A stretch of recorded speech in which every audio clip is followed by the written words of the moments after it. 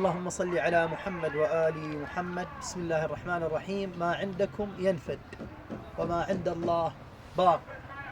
هنيئا للإنسان الذي قدم لآخرته وأحرز رضوان ربه عز وجل. بيوت مختصرة وصغيرة لإيواء الناس الأشد فقرا الذين يعجزون عن تسديد أجور الإيجارات. هذا حمام المرافق. هنا عندنا استقبال. أنا قلت وأكرر، طبعا الاستقبال إحنا ما نشتغل، ولكن هذا الاستقبال بمثابة غرفة للأبناء، حتى الأب والأم يعني الزوج والزوجة يكونون في غرفة مثل ما راح تلاحظون، والأبناء يكونون في غرفة أخرى اللي هو سمينا هذا الاستقبال. وهم يقدرون يستخدموا العائلة المتعففة تستخدم هذا الكهرباء الآن كملنا. طبعا نحتاج هاي أسلاك كثيرة جدا، نحتاج الأسلاك. زين ما عندنا أسلاك، هاي الكهرباء كملت هذا الاستقبال. طبعا قد يقول قائل انه انت تقول الاب والام يعني هذول ابوهم موجود يعني مو يتامى. اليتامى اخواني اي واحد عنده يتامى ايش قد ما كان 100 عائله 200 عائله اكثر عندنا بيوت لليتامى، لان اكو فكره خاطئه جدا وهم يظنون ان اليتامى هم فقط الفقراء، وهذا غير صحيح. راح كل واحد يشارك ويانا ويجي راح يشوف العوائل اللي نسكنها بهذه البيوت، راح يلاحظ أنهم أشد فقرا من اليتامى. يعني الأب مثلا يغسل كلية ومستمر على ذلك، أو مصاب بالسرطان، أو كفيف البصر، أو مقعد، أو ما شاكل ذلك. هذول أشد فقرا من اليتامى.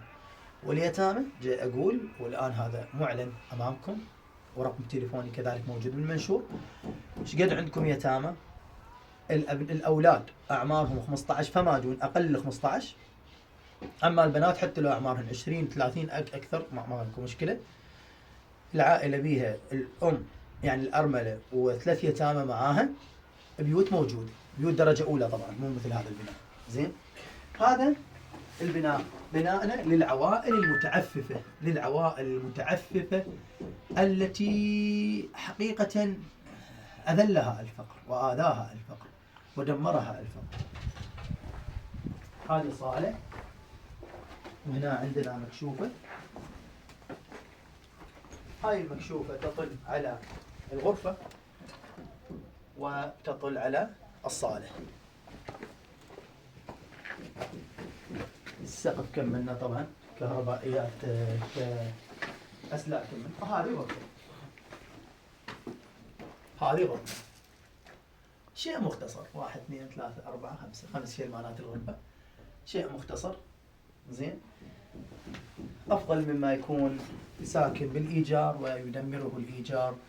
وحقيقة يعني كل ما يجي رأس الشهر هو في هم وغم لا انقطاع له. حياكم الله وبارك الله فيكم.